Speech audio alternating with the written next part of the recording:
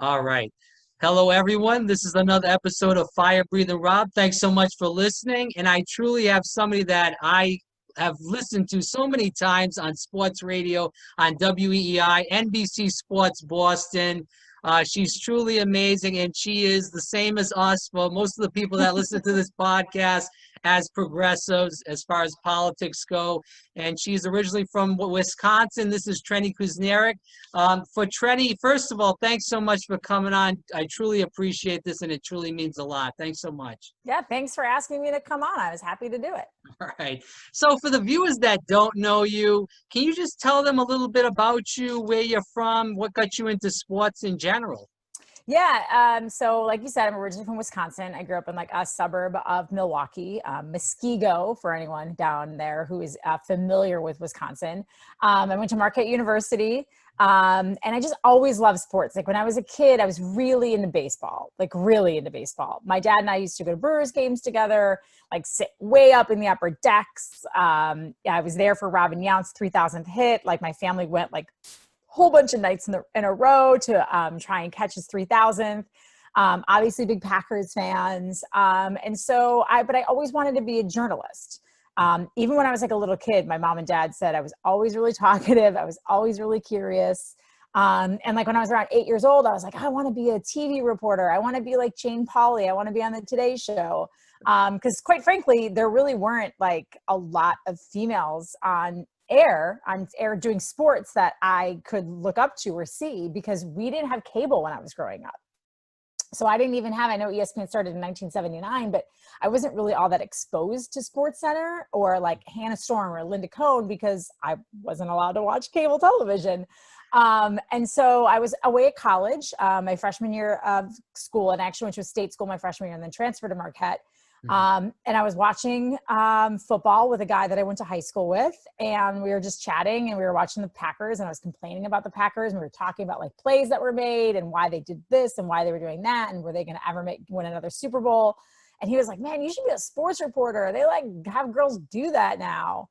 And I was like, I know, that would be kind of fun. And so I did an internship the summer between my freshman and sophomore year of college, in sports at the ABC affiliate in Milwaukee. And I just loved it. I just like really felt connected to it. And I thought it was a great way to kind of like quench my journalistic thirst without having to do local news. And so I ended up kind of like gearing towards that, doing internships and that, getting a job at that same television station, and then just working my way up slowly but surely.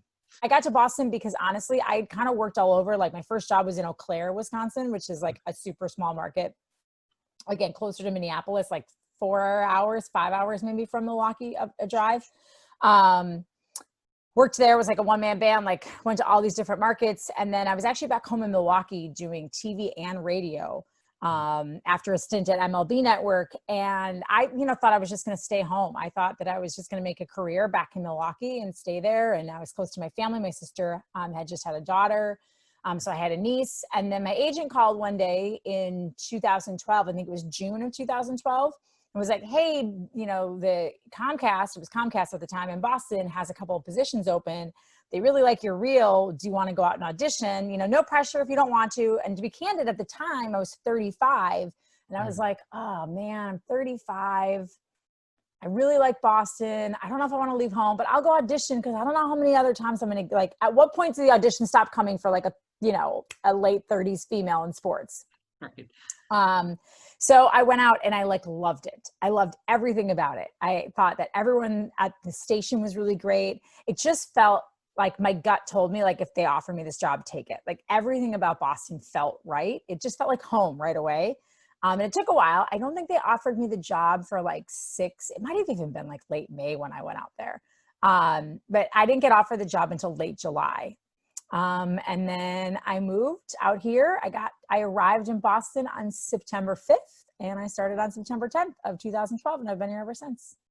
So let's even get into the Boston sports market right now. Obviously, it's a huge market. Obviously, the Patriots had a tough loss last week against Seattle. Hell of a game, but tough loss. With that said, Tom Brady was there. He just left this past year. The Bruins are great. always having good years. Celtics having a tough year right now with the 3-1 against the Heat. Good But year, tough series. yeah, tough series, correct, right? So with that said, is that a huge upside that you're in such a big sports market where you can kind of, maneuver to, the Celtics? You're reporting on the Bruins, like the Patriots every night. So it's like one sport every season. It doesn't matter. The team's always going to be pretty good. Oh yeah, it's great. I mean, I always joke that like I've covered more championship parades in 8 years in Boston than I did in the previous see, I've been in this industry now for 20 years in February, like on air. So 8 years here, more parades than the previous 12 years of my career. I mean, it's just, Boston, because of the market size, and just kind of a string of luck. I mean, obviously look at New York, look at LA. It's not like that, look at Chicago. They're not exactly like rolling out championships left and right just because they're big cities. Boston, for whatever reason, just has really good ownership, and like every team I think has sort of been fueled by each other's success. And doesn't want to be the one team that stinks, to be quite honest, which has made it just a really great sports market. Like, it's highly competitive. It's always interesting. It's always at the forefront of like national conversation. It's so fun. It's so fun. Besides the Revolution, that's the only team that struggles at Well, times. yeah, but I would say like perhaps in hiring Bruce Arena, which I always want to say Bruce Arians now, Bruce Arena. They've got Carlos Heel and Gustavo Bo, and they just brought Lee Wynn back. Like, they're not a bad, organization. They're owned by the Crafts. I just think that there probably needs to be more of maybe a commitment of resources from the Kraft family to the Revolution. I also think like getting a facility in the city, which is, a little bit more diverse of an area and probably would draw bigger crowds. I mean, considering they play at Gillette Stadium, like they do okay in terms of crowds for MLS. Also, soccer is just unfortunately like the fifth sport in this country. Like, it doesn't matter how good, like KC, what is it? Like Sporting KC is pretty good in Kansas City. The Seattle Sounders are pretty good out. Is it the Sounders in Seattle? Yeah, you're right. Yeah, like the Portland team, like those markets, have pretty successful MLS teams. It's just, I think that the way that they've done it, there's just a little bit more like attention and excitement around the team, but you still aren't going to talk. I mean, I'm assuming, I don't do sports in Seattle, but I'm assuming on a Monday morning, if the Sounders and the Seahawks played, you're leading with the Seahawks. Like, I don't care how good your soccer team is. Can you talk about sexism in sports? Have you felt any kind of sexism in sports in general? Oh yeah. I mean, like, it's sort of like inescapable, right? Because there's always going to be somebody who assumes that your interest in the job is not an actual interest in athletics, but an interest in the athlete, right? So that's like sort of the first form of sexism, that people assume you don't know what you're talking about. You're not actually interested in sports. You just have the job because you're a female. You're just checking a box that like these networks have to have and have to fill by being like the lone female on air. We just saw what happened with Jason Whitlock and how he really took Maria Taylor to task for how she was dressing. Like, it's 2020 and we're still dissecting a woman's outfit in the way she chooses to dress on air. It's like, what are we doing here? Like and I have to give her colleagues and she actually, I think there was the Chicago sports host also who actually tweeted out that she looked like she should be hosting like the AVN. Well, I don't know what the porn thing. I don't know what the porn awards are. That's not really my wheelhouse, but that's what he said she was hosting, and he lost his job. And to me, that's actually progress, right? It's not progress that he said it, but it's progress that his company said, we are not tolerating this anymore. Like, this is not okay. You cannot drag someone's name through the mud because you're uncomfortable with a beautiful female dressing however she wants to dress and being on the sidelines. And, whatever position she's doing. And I really loved that the next day, Jalen Rose and I forget who else is her co-host on NBA Live, but like they stuck up for her, and they talked about what an incredible colleague she is, like how professional and smart, and they gave her flowers on set, like brought her to tears. But, you know, I think that is also a huge move from where we would have been even 5 or 10 years ago, where maybe male colleagues wouldn't have said anything publicly to stand up for her, and now they are.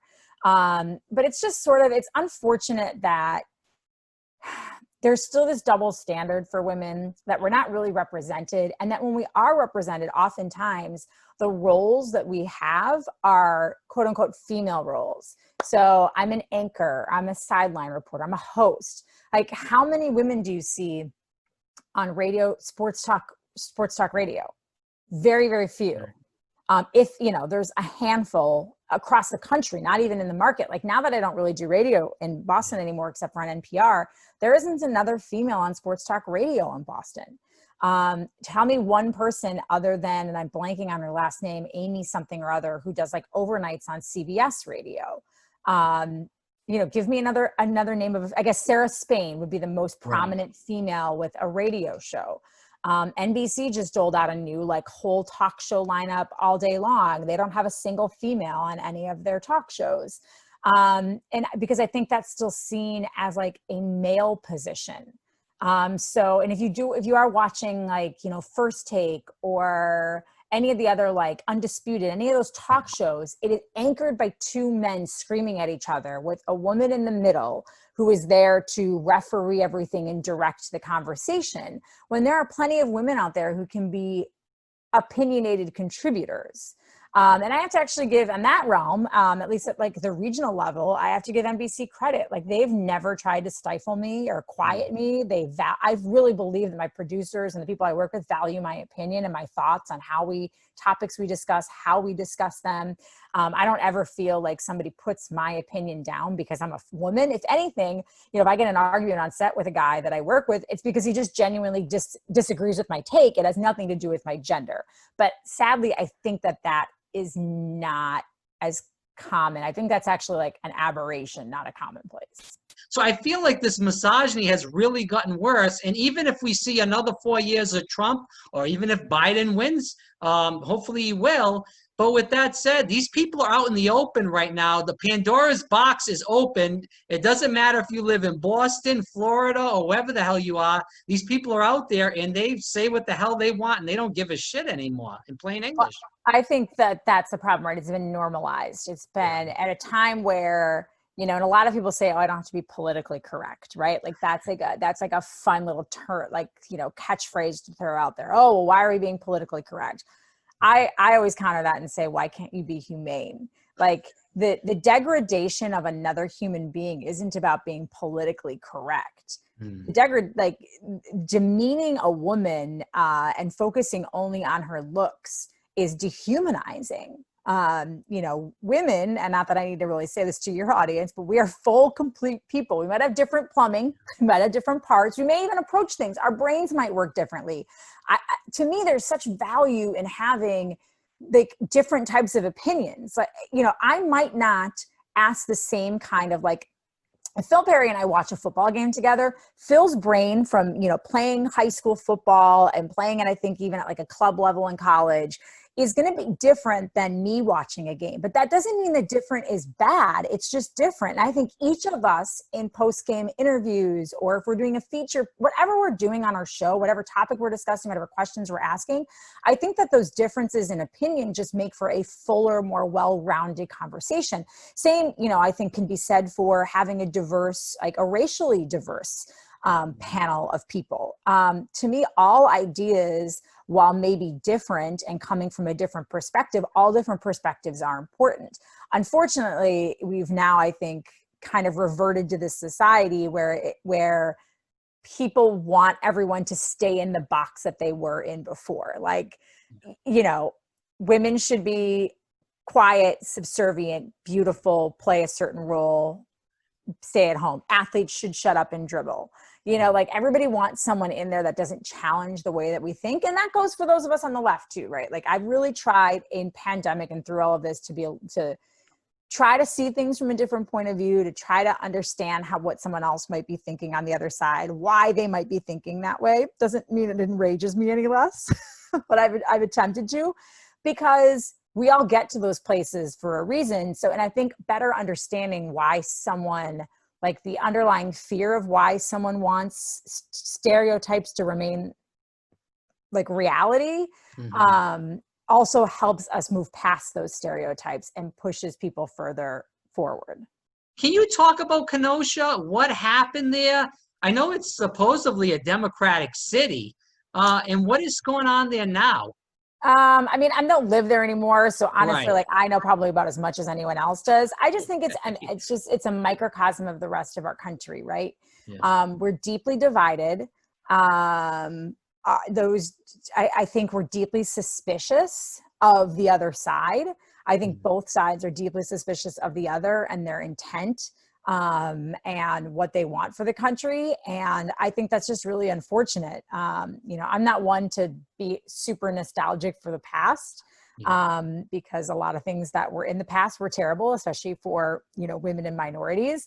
But if there's, you know, one thing when I look back, you know, even if I didn't agree with, you know, what the Bush presidencies, or didn't love everything that Clinton did, or even if I didn't love everything Obama did, the one thing I felt was that there, you know, up until Obama, at least, there was some true bipartisanship.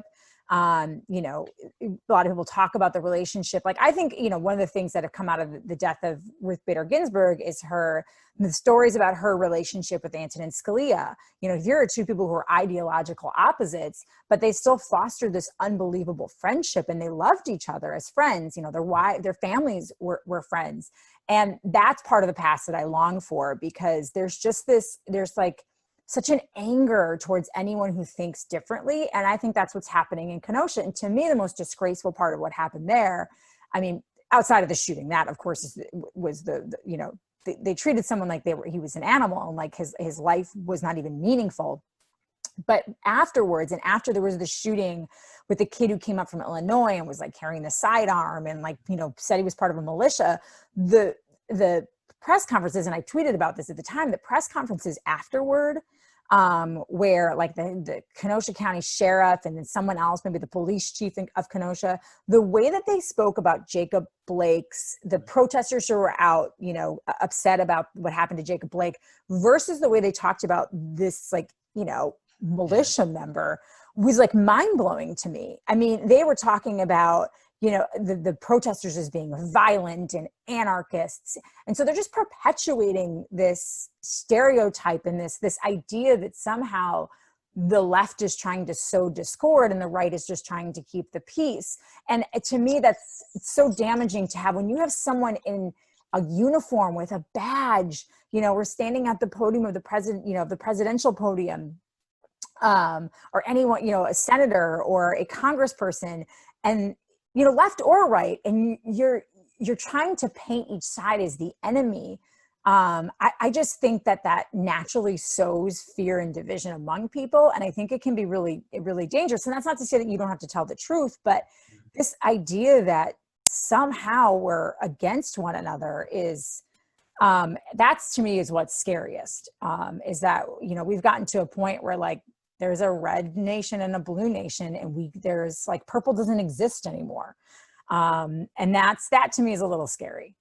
In general, my thing that I'm worried about here in Florida, I see Trump flags, bumper stickers all the time. I'm starting to slowly see a few Biden signs on people's lawns, which I'm thankful, because I didn't see any Hillary signs down here in 2016. I am cautiously optimistic too. I mean, the polling and everything, that maybe my good state of Wisconsin will lead them. Right.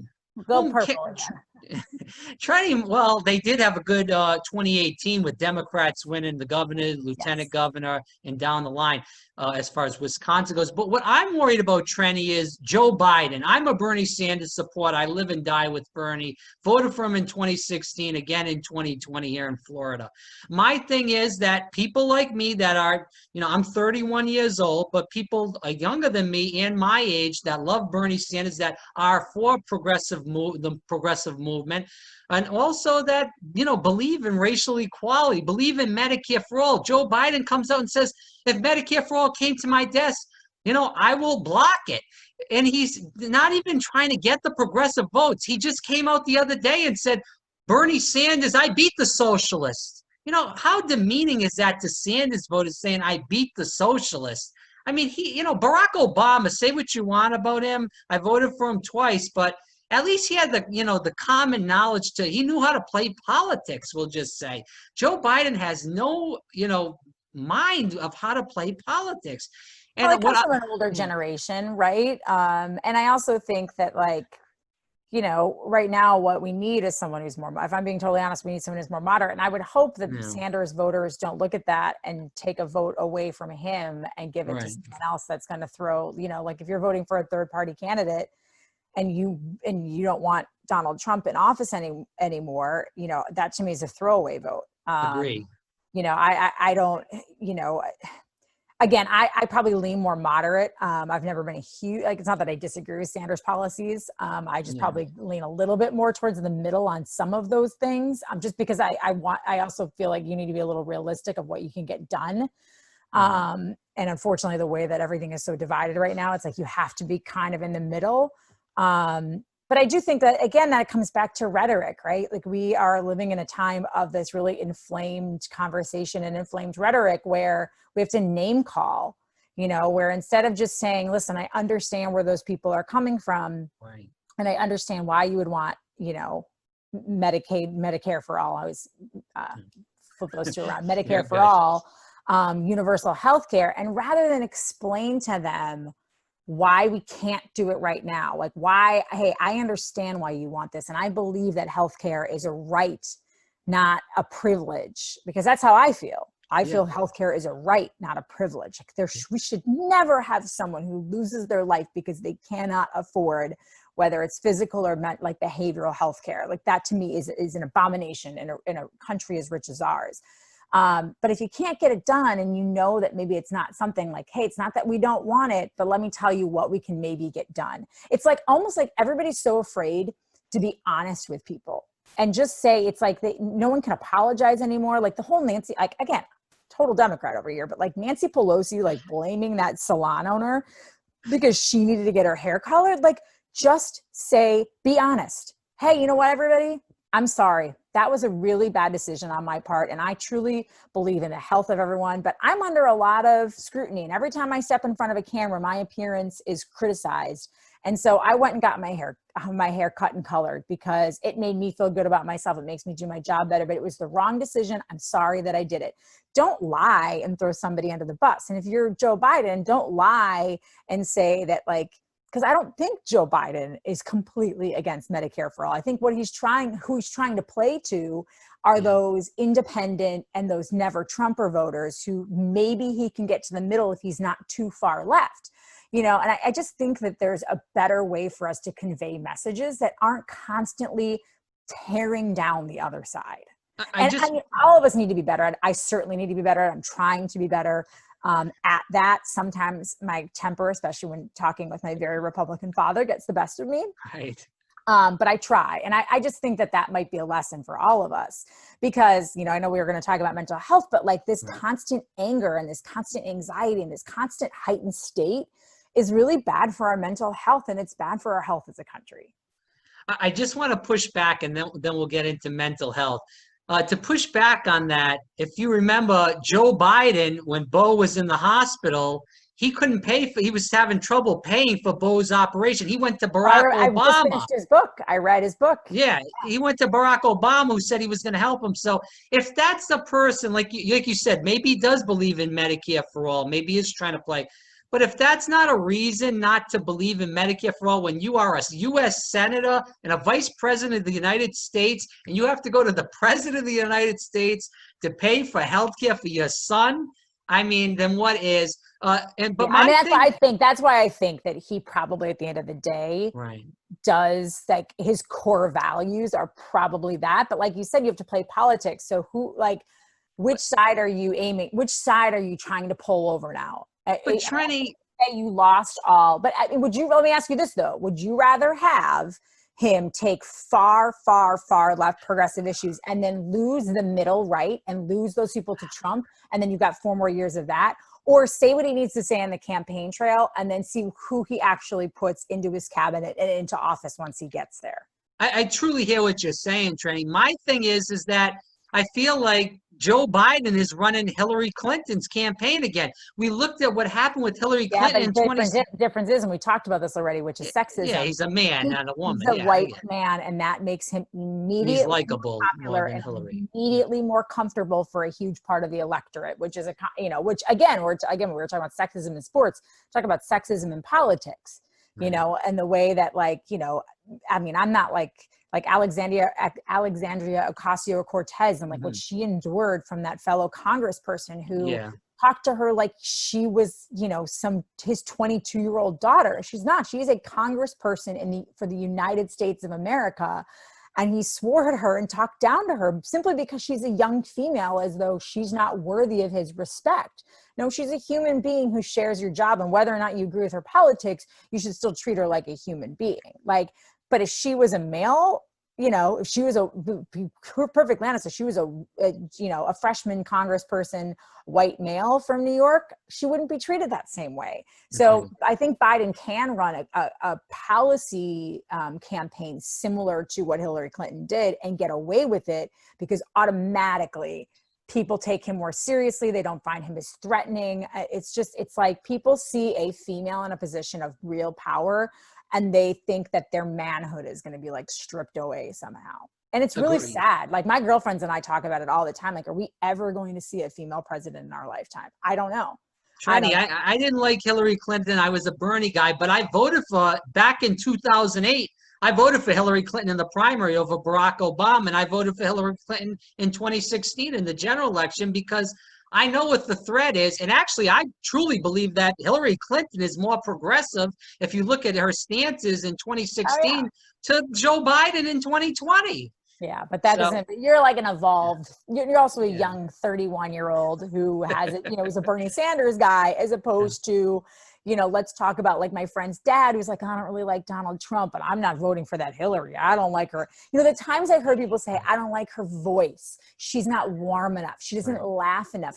Those are all, when you talked about misogyny, those are all the characteristics that we expect from our female politicians that we don't expect from, our male politicians. Going back to, sorry, now we're totally going off on a tangent, but when Christine Blasey Ford testified against Kavanaugh, and she was so calm and collected and he got so angry, and there were so many people who wrote afterwards, imagine if the roles were reversed. I mean, she was the one who was violated, right? She was the one who was, under as much scrutiny as he was. She kept her composure. She would have lost her composure. She would have been angry. She would have been emotional. Just the words we use to describe the way, females express their emotions. And, the way, how the standard we're supposed to hold ourselves to is not the same for our male counterparts. That's true. And I do agree with you because, reading Hillary's book, you hear about, how she couldn't cry, how she had to act this way and that way. So I can't, as a man, I can't really put myself into that position. But when I hear a woman saying that stuff, I can think about it and say, yes, that sounds correct. That I can see that. Yeah, I can't put myself, my friends who are Black or Hispanic or LGBTQ, I'm a cisgendered white female. So my only minority characteristic is being female. So I can't understand, but I think that's what so much of us are lacking, or unwilling to do, is have that empathy and that, place where we can say, okay, I don't understand this because I've never experienced it before, but I believe what you're telling me. Tell me more. Tell me how we can prevent this from happening again. But this to end, I truly don't think a lot of Bernie Sanders' policies are not that far to the left. We look at the federal jobs guarantee. FDR put that in place. And if any time we need those policies now, FDR with the jobs guarantee, we can employ so many people for all these bridges. I'm sure you remember this. You're a news junkie. Back to, I think it was 2005, 2006, when the bridge in Minnesota collapsed. People died on that. I mean, we're seeing bridges all over the country, potholes everywhere, Boston, Rhode Island, Florida, wherever it is. Gotta That have all these taxes for that. How are you going to pay for that without tax dollars, everybody? Keep well, slashing taxes. right. Well, the rich people need to pay their fair share. We need to bump the tax rate up to what it was under President Clinton with the 39.6, which Biden says he's going to do that. But Bernie Sanders, Medicare for all, that was supposed to take 4 years to go into place to fully get Medicare for all. So it wasn't just a one-stop shop that we were going to do it on day one and stuff. This was a thing that was going to have every other civilized country around the world, Trenni, has a lot of these policies. The choir over here, buddy. Yeah, no, I know. I just gotta say it. But let's kick around mental health. As a man, for me to go see a therapist, that's like they think that's a joke. You're a guy. You gotta stand up. You gotta fight. You gotta be a man. Stop being a baby. Stop being a wuss. And you can correct me if I'm wrong. Maybe this is sexist, but I see this more with men than women. No, it is. It is. I say it all the time. Like, to me, the two groups that we really need to target and reach out to are men of all races, and then minorities, Black and brown people and indigenous. I always tell people, white women, we live at the therapist. Like, Sex in the City made therapy cool, right? Like, I don't have a friend who doesn't have a therapist or hasn't had a therapist at some point. Everyone's like, well, what does your therapist say about this? Well, mine does. It is nothing for us to talk. And also, we just, again, this is like a different character trait for women is we talk about things.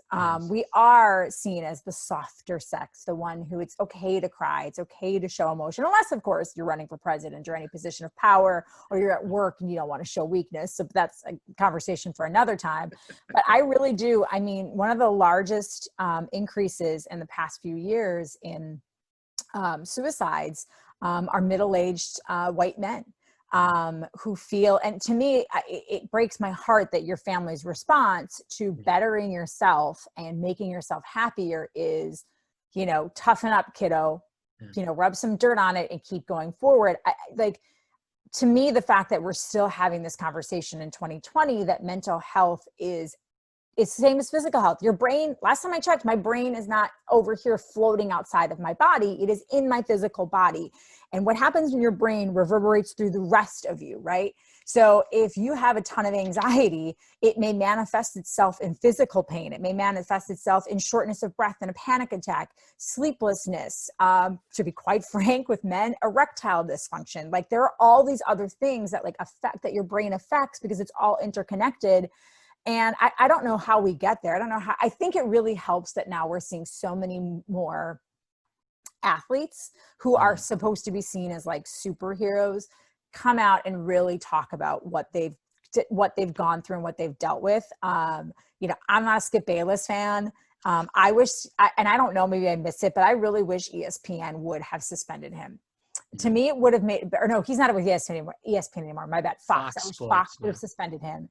Because to me, it would have been a huge statement after what he said about Dak Prescott. It took a lot of guts for Dak Prescott to come out and say, I lost my brother and this put me into a deep depression. And for Skip Bayless to go on national television and say, basically suck it up, buttercup, too bad, you need to be a leader of men and showing emotion isn't being a man.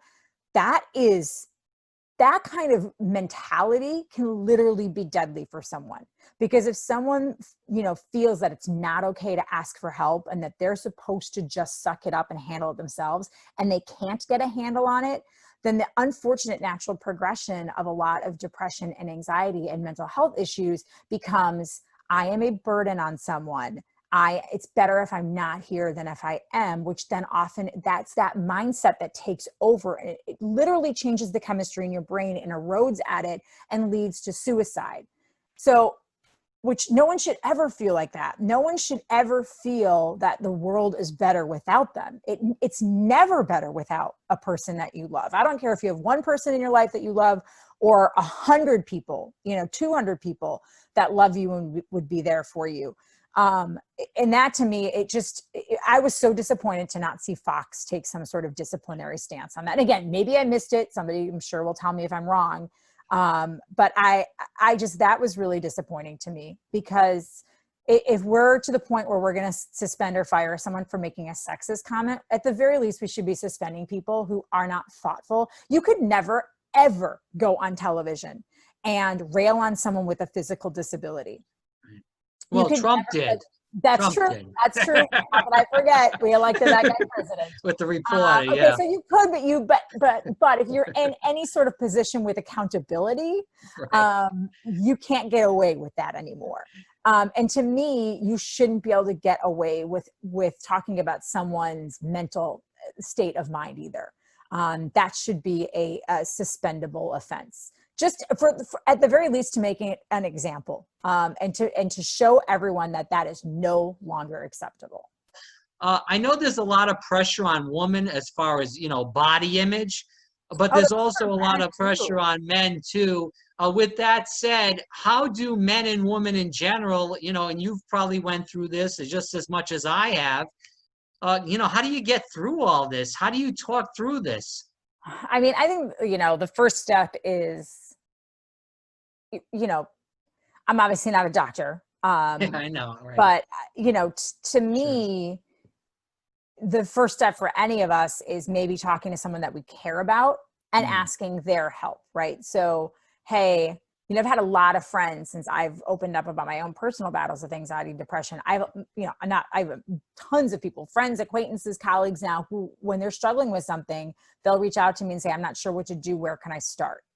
Right. So, going and finding the resources, the mental health resources, talking to like when I first struggled with it, I asked my old pediatrician, quietly in his office. I was like, listen, this is how I've been feeling. I don't know what's going on. And he was like, oh, you sound depressed. Like, this is what you can do. And, just talking. I think now general practitioners are better and they're making it a part of like yearly physicals. I just think we need to have a better conversation about it and not be afraid to treat our mental health the same way we treat our physical health, right? So if you went to the doctor and your blood pressure was sky high, your doctor wouldn't say, hope it goes okay, hope you're not too stressed anymore. No, he's going to say to you, or she's going to say to you, hey, I'm going to put you on some medication. I'm also going to give you this diet to start to follow, maybe cut down on this or that, so that we can get this blood pressure under control. And if we get it under control and you exercise a little bit more or whatever, and we get it, you can go off the medication. If not, you'll be on it. And that's just what you do for the rest of your life. I don't understand why we treat depression or anxiety in particular any different. If you go into your doctor and you say, I haven't had a good night's sleep in 6 months, I'm constantly worried. I find myself sometimes grinding. There are all these physical manifestations of our issues. Why doesn't the doctor say, hey, I'm going to start you on this, and then I'm going to refer you to a talk therapist and also a psychiatrist. Let's make sure we get you on something, and you may not need to be on it forever. You might just have to go on it to get everything kind of settled in your brain, and then give you, again, there are things that you can do. It's different stuff works for different people, right? But we have to not be afraid to have that conversation about it and be open about it and treat it the same. Like, I just wish that we stop even separating physical and mental health. It should just be health. Like, our overall healthcare should be healthcare. Yes. As we end the interview with the last question, what advice would you give to people that have tons and tons of stress on them with all this COVID-19 crap coming on? I would say that there are, if there's one good thing that has come from COVID-19, is I think it's made the health industry re-examine how they treat patients, which has opened up a ton of telehealth, right? So you now have options like Michael Phelps, and I'm forgetting the name of it, but there are if you can search, there are text therapy options now, teletherapy options. Again, always talk to a doctor. I mean, if you are feeling, and if you know that you're, it's not just a regular, oh, this is just kind of stressful for me, but man, I am in a funk that I'm having a hard time getting out of. And a lot of people are. If you have a chance, Boston Magazine did an incredible, very sobering look, focuses on the numbers in Massachusetts, but I think it's reflective of the nation as a whole, the crisis that we are in. And it's unfortunately, I think, a crisis that hasn't gotten enough attention. But I know in Massachusetts, we're about to launch like a huge mental health initiative. I didn't even know this until last week, but like the state of Massachusetts, you can dial 211, and that is a way that will connect you to resources for mental health. So there are, state-sponsored options in many places. There are national hotlines and services that you can access that are affordable and sometimes free. So, I know it takes a little time and a little effort to look those things up, but I just always want to stress to people that, one, you're not the only person who's going through this. I know it can feel lonely and scary and extra isolating during this time. But you're not the only person who's feeling this. Like, there are so many people who understand. And I think that there's such value in opening up to someone that you trust about going through that, because oftentimes someone will say, oh my God, I've been feeling the same way. Thanks for telling me. There's also resources online for you to look and see if, say you feel fine and you don't really understand, mental health issues. There are resources in how you can talk to people about that. What are the right questions to ask? What are the signs to look for? So I just think that connection and community and educating ourselves is really, really important, especially now. Trenni, thanks so much. And can you tell the viewers where they can listen to you? I know you still do the NPR show, and also where they can find you online. Yes, you can listen. I'm on with Jim and Marjorie on GBH, Tuesdays at 11:30 Eastern at gbh.org. Obviously, weeknights on NBC Sports Boston, 6:30 to 7:30 on Arbella Early Edition. Twitter, it's just at Trenni, Trenni. And on Instagram, it's just at Trenni and then NBCS. So like NBC Sports. So at Trenni, hey, thanks so much. And every Monday, speaking of mental health, I do a thing called Mental Health Monday on my Instagram page every Monday, where I try to like link and list resources for people and like things that have helped me. Sometimes I'll have guests that'll come in and talk about their own mental health experiences. And it's kind of I think, again, that community and a way for you to open up to me or anybody else that you think might need the help. Is this an Instagram Live? Is that what you're speaking Nope, about? not even IG Live. It's just like, my Instagram stories. Okay. Yeah. All right. Hey, Trenni. Hey, thanks so much. It really, truly meant a lot that you did Yeah, this. thanks for having me. Maybe down the road. Conversation. Yeah.